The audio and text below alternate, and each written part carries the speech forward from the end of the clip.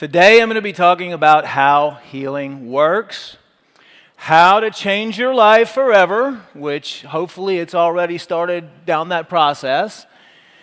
One thing that's really been a very interesting subject for me over the years is why people have disease. I started doing research on that over 25 years ago. And what's fascinating, but not necessarily a good thing, is that I still ask individuals that come to me and ask for help or say they have a disease.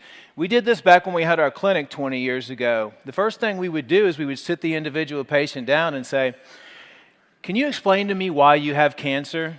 Or can you explain to me why you have diabetes? Or why you have arthritis or migraines for that matter or whatever?" And in 20-something years, no one, or maybe just a few people, have ever been able to answer that question. And the second question we would ask them is, what do you do for fun? Or what makes you happy? And they couldn't answer those questions either. So I think I think it's very important that if you're going to be treating a disease, because I believe everybody has a self-healing mechanism, and we all have the power to heal ourselves.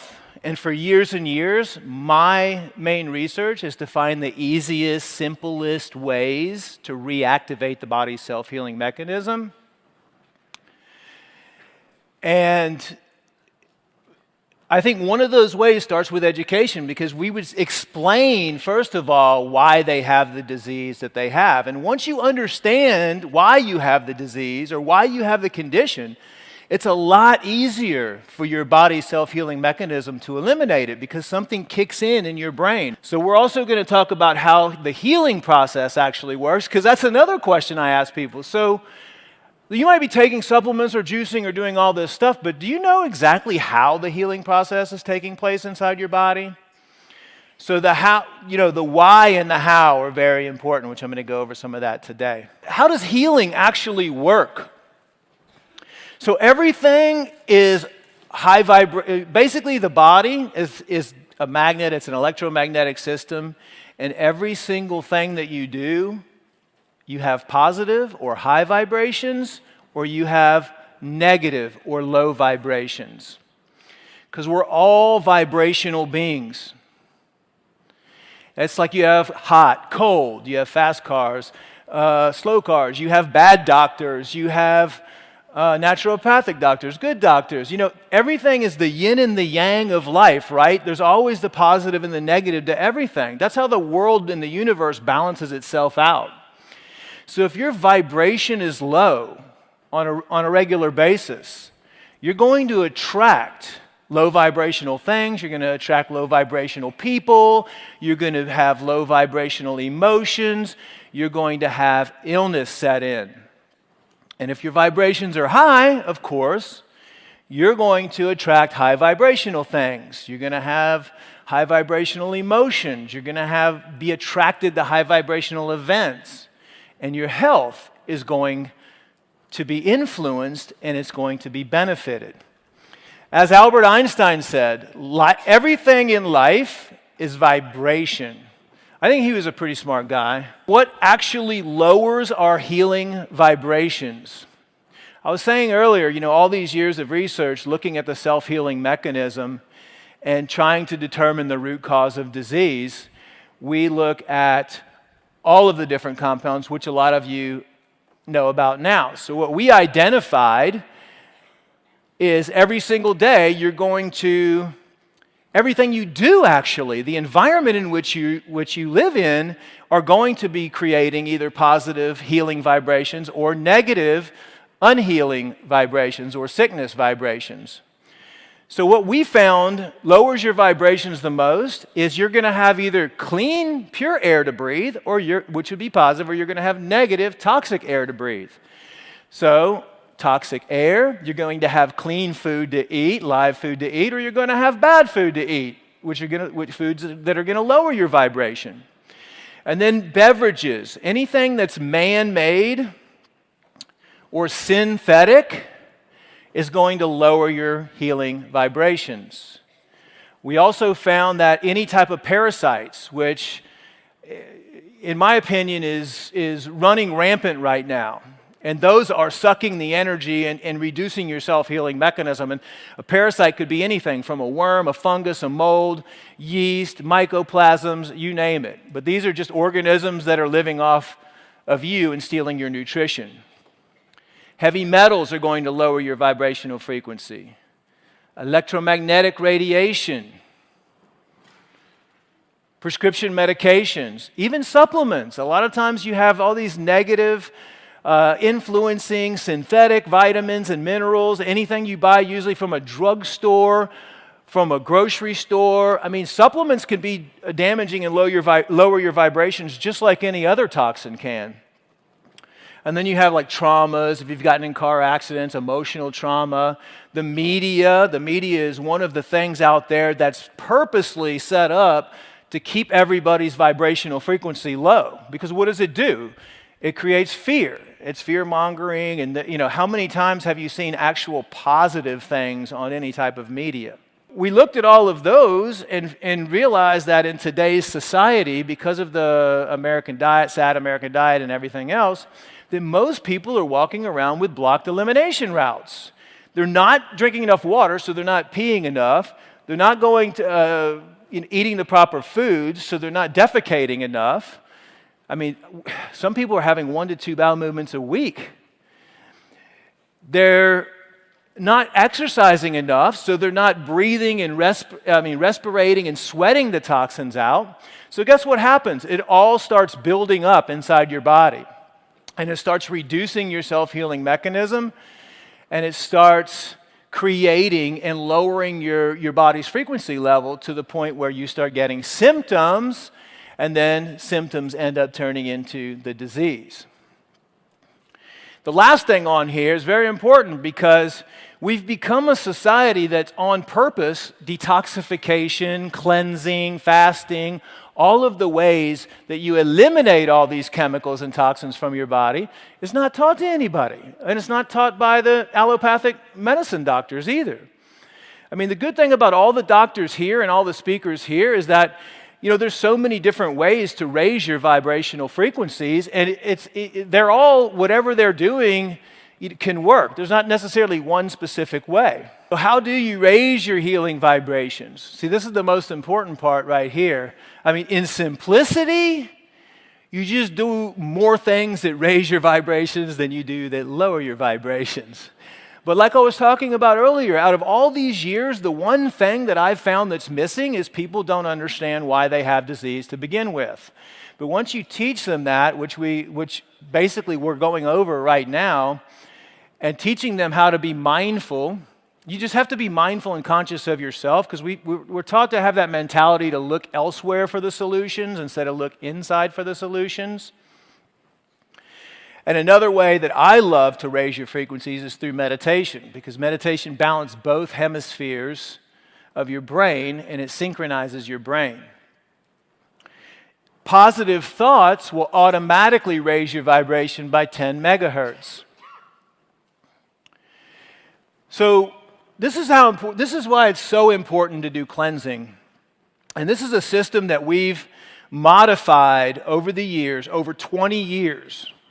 It's nothing new. I mean, it's not like I'm, inventing something that hasn't been done. All of this stuff that I'm talking about today has been used for over 3,000, 5,000, 10,000 years, or whatever. I mean, you can always see evidence of cleansing, detoxification, fasting. Anybody got sick, they would go to the local spring and sit there and heal themselves. But one of the fastest ways that we've found, and many of these doctors have found, to raise your vibrational frequencies is to get all the stuff that's lowering your frequencies out of your body. Because your body is the most effective healer in the world. And the true definition of a doctor is nothing more than a teacher. Like, a doctor's main job is to teach you and guide you until you can take over on your own and become your own self-healer. It's a self-healing masterclass, basically. So what we found is all disease starts in the gut, But all health begins in the gut, and that's why the most important thing is healing the gut first, and then moving on to healing the liver and cleansing the liver, because you want to be able to have the gut working good before you start pushing all these chemicals and toxins back into it for elimination. You can also raise your vibration with clean, high vibrational supplementation, chiropractic, massage, acupuncture, sunlight, good sleep, earthing, music, fasting, organic healthy eating, juicing, and opening up your elimination routes. Here's some other ways that you can raise your vibrational frequency. Stop complaining. Stop blaming. Your vibration creates your reality. I love winning the mornings.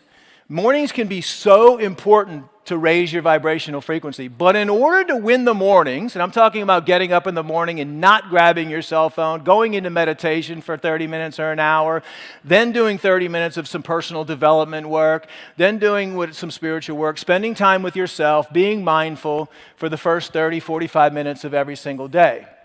That can do amazing things for you.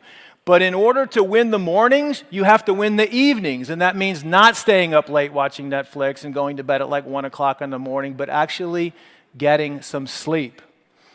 So I love that, just to find a way to start your day in a positive way and find ways to laugh every single day. Deep breathing is also incredibly beneficial for raising your vibrational frequencies. If you haven't looked at Wim Hof, he's got like 20-something Guinness records, but they injected him with bacteria, and through breathing, he was able to neutralize the bacteria.